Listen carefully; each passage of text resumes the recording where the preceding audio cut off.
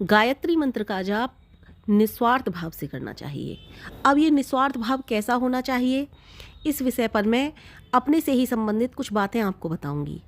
जब मैं बहुत छोटी थी उस समय मैं गायत्री मंत्र का जाप किया करती थी।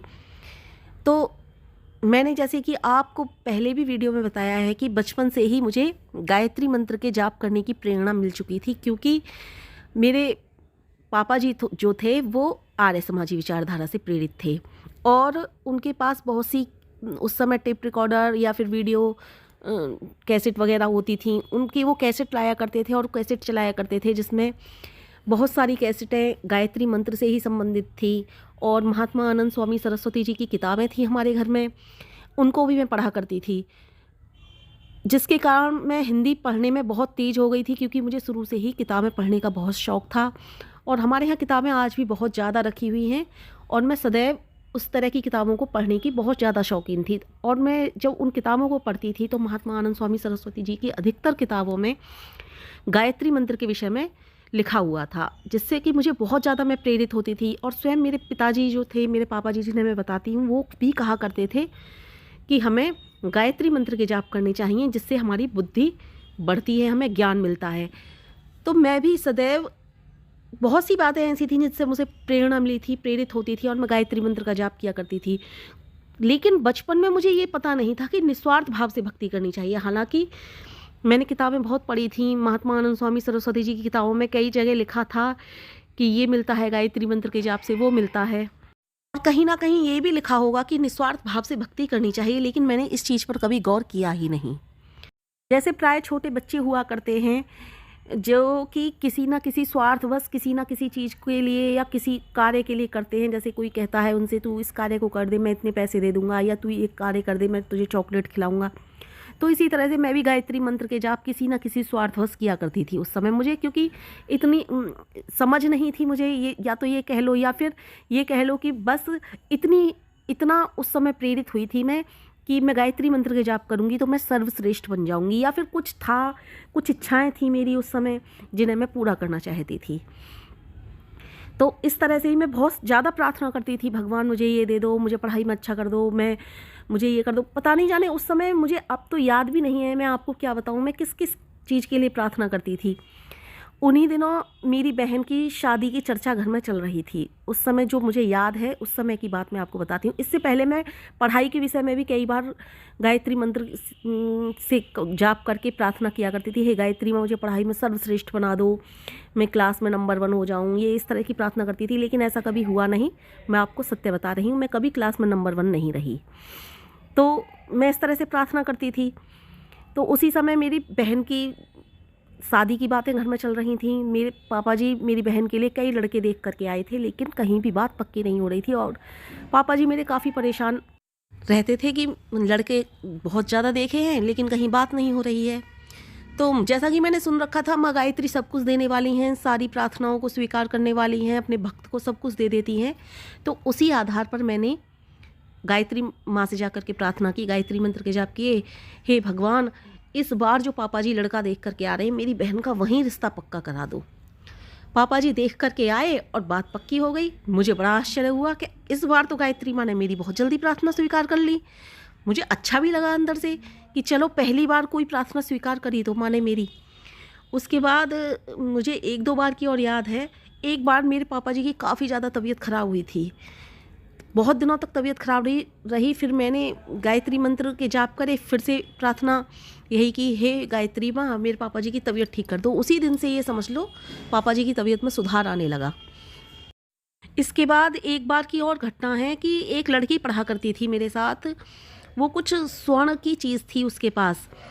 ये इन घटनाओं से पहले की भी घटना हो सकती है या फिर बाद की भी घटना हो सकती है, क्योंकि मुझे अच्छे से याद नहीं है। जो घटना याद आती जा रही है मैं आपको शेयर करती जा रही हूँ। तो उस समय उसके पास कुछ स्वर्ण की चीज़ थी, वो खो गई थी उससे, और वो अपने घर वालों से बहुत डर रही थी और कह रही थी मुझसे ये खो गई सोने की चीज़ और मुझे मिल नहीं रही है। अब वो सोने की चीज़ क्या थी, टॉप्स थी शायद कान की, ये पता नहीं क्या थी, मुझे याद नहीं है। तो वो उससे जब खो गई तो वो बहुत डर रही थी। उसने मुझसे आकर के कहा, जैसे आपस में छोटे बच्चे आपस में बतला लेते हैं, बात करते हैं, कि मुझसे वो सोने की चीज़ खो गई है। तो मैंने उससे यही कहा, गायत्री माँ से प्रार्थना कर, वो सब कुछ देने वाली हैं। इसी तरह से मैंने उससे कहा, बहुत आश्चर्यचकित हो करके उसको मैंने बहुत ज़्यादा, मतलब उसके भी दिमाग में बिल्कुल ऐसा भर दिया मैंने कि गायत्री मंत्र के जाप से और गायत्री माँ की प्रार्थना करने से सब कुछ मिलने वाला है। तो इस तरह से जब मैंने उसके दिमाग में ये सब भर दिया तो उसको भी विश्वास हो गया। और उस समय प्रसाद बांटने की बहुत ज़्यादा प्रथा थी, तो उसने भी तुरंत प्रसाद बोल दिया, हे गायत्री माँ, मेरी वो सोने की टॉप्स मिल जाए तो मैं ₹1.25 का प्रसाद बांटूंगी। इस तरह से उसने तुरंत की तुरंत प्रसाद भी बोल दिया। क्योंकि उस समय हमें जितनी अकल थी, उस समय छोटे बच्चों में जिस तरह से अकल होती है उस तरह से ही हम कार्य किया करते थे। क्योंकि उस समय हमें इतना बोध ही नहीं था कि गायत्री मंत्र क्या है क्या नहीं है। उसके बाद उसने ₹1.25 का प्रसाद बोला। दूसरे दिन सुबह सुबह, बहुत सुबह सुबह हम जा कर के टॉप्स को ढूंढ रहे थे। जैसे हमारे अंदर बिल्कुल निष्कपट और बिल्कुल कोई छल नहीं था। इस तरह से जैसे हमने प्रार्थना की, वैसे ही गायत्री माँ ने शायद हमारी प्रार्थना स्वीकार कर ली। और वो टॉप्स जो था वो एक कोने में पड़ा हुआ, हम जैसे सुबह सुबह ढूंढने के लिए गए और उसी कोने में वो टॉप्स पड़ा हुआ मिल गया। हालांकि उस लड़की ने मुझसे कहा भी कि इस कोने में तो मैं कई बार इस टॉप्स को ढूंढ चुकी हूँ, न जाने कहाँ से दिखाई दे गया ये, अब जाने कहाँ से आ गया इस कोने में। हमें भी बड़ा आश्चर्य हो रहा था, क्योंकि जब उसने कहा इस कोने में तो मैं कई बार ढूंढ चुकी हूँ, तो मुझे भी बड़ा आश्चर्य हुआ। मैंने कहा ये सब गायत्री माँ की कृपा है और उन्हीं की वजह से ये टॉप्स मिल गया है, ऐसा कहा मैंने।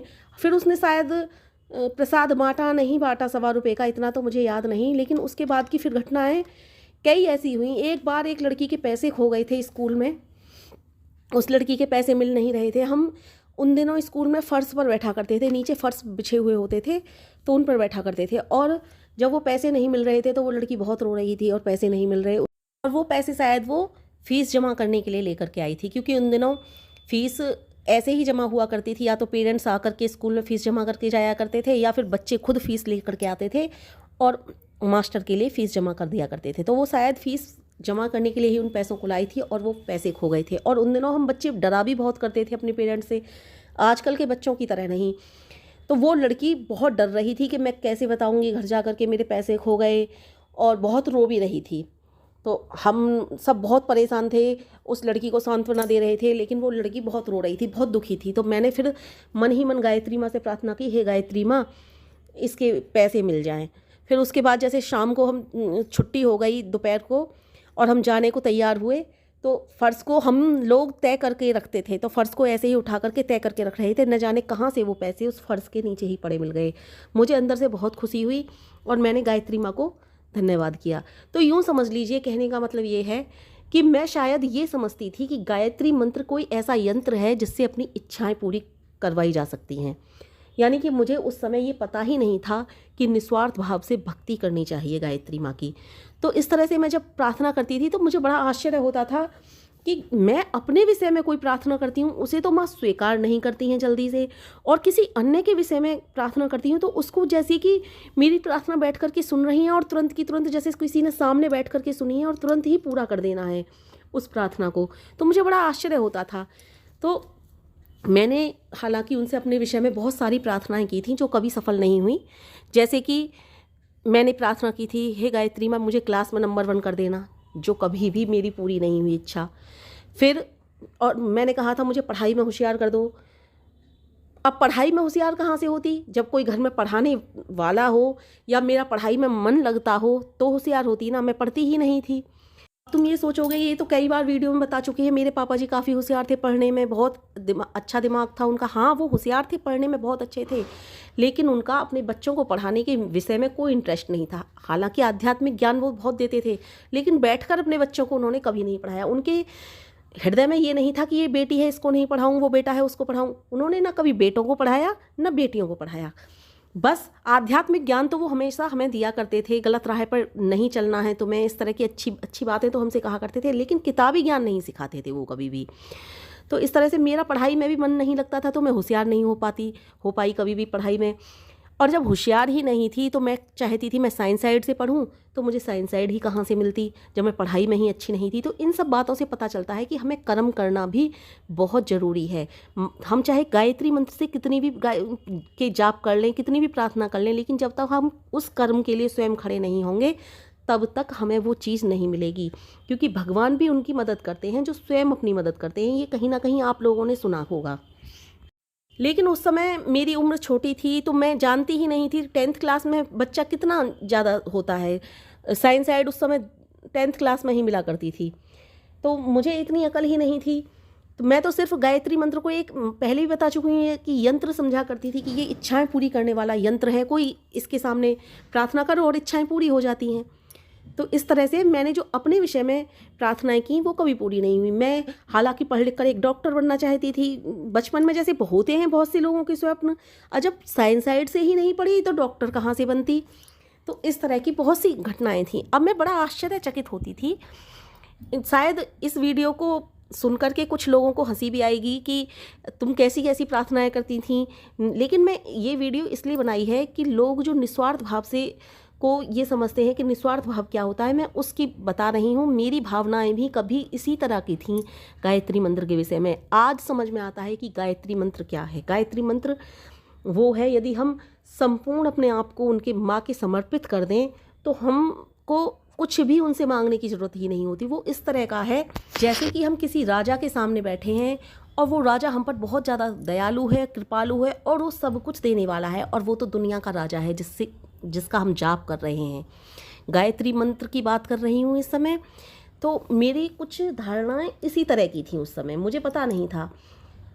10वीं क्लास का जब रिजल्ट आया तो उसमें मेरे नंबर काफ़ी बेकार थे, मेरे नंबर अच्छे नहीं थे। यहाँ तक कि कहूँ तो एक सब्जेक्ट में मुझे ग्रेस मिला था। मैं बहुत दुखी थी उस दिन, मैं बहुत रोई। मेरा भाई मुझे शुरू से सांत्वना देता था। मेरा भाई आकर के मेरे पास बैठा, बोला क्या हो गया, नंबर अच्छे नहीं आए तो पढ़ लिख कर ही सबके लिए कुछ मिल जाता है क्या। फिर मैंने अपने मन की भड़ास पूरी भाई पर उतार दी। मैंने कहा मैं जिसके विषय में गायत्री माँ से प्रार्थना करती हूँ वो सब कुछ मुझे मिल जाता है, और मैं अपने विषय में कभी कोई प्रार्थना करती हूँ वो मेरी पूरी ही नहीं होती।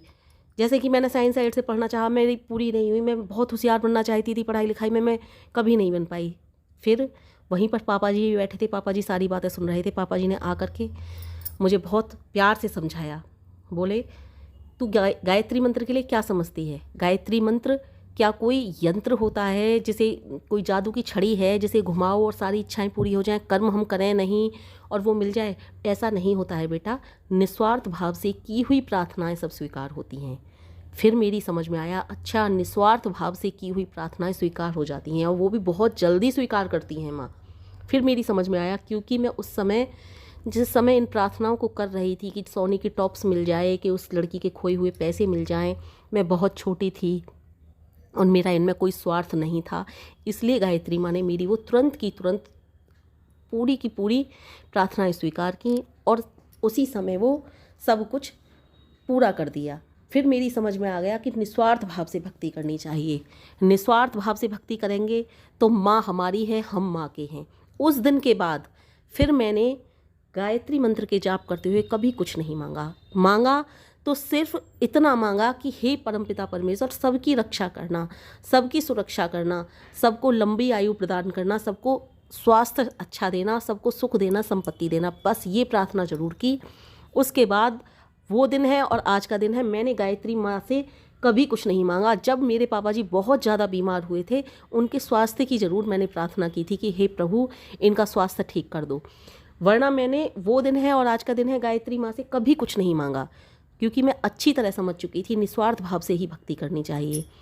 वो भक्ति या वो प्रेम कैसा जिसमें स्वार्थ हो, ये सब बातें जब मेरे पापा जी ने मुझे समझाई तब मेरी समझ में बहुत अच्छे से आ चुकी थी और मैं समझ चुकी थी वास्तव में निस्वार्थ भाव से की गई भक्ति से बढ़कर कुछ भी नहीं है।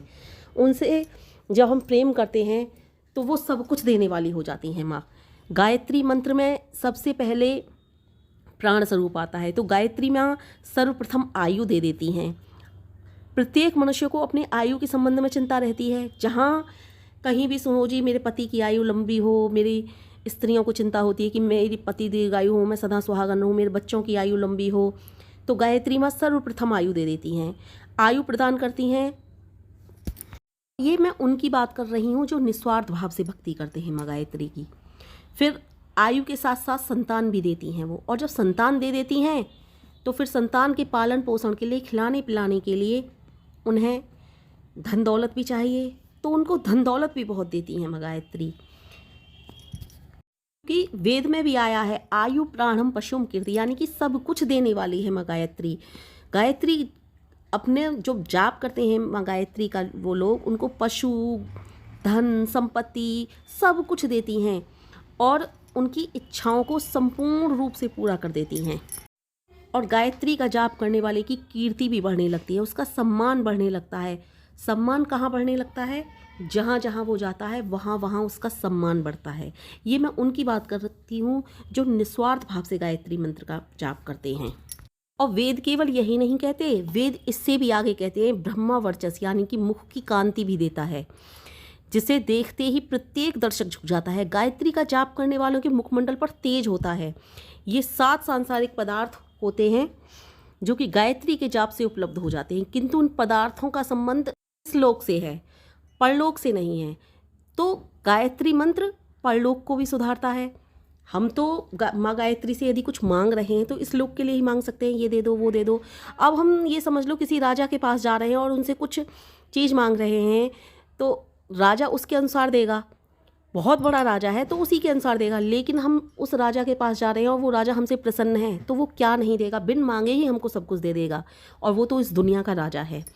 तो इस लोक से में जो हम मांगेंगे वो तो गायत्री मंत्र देता ही है।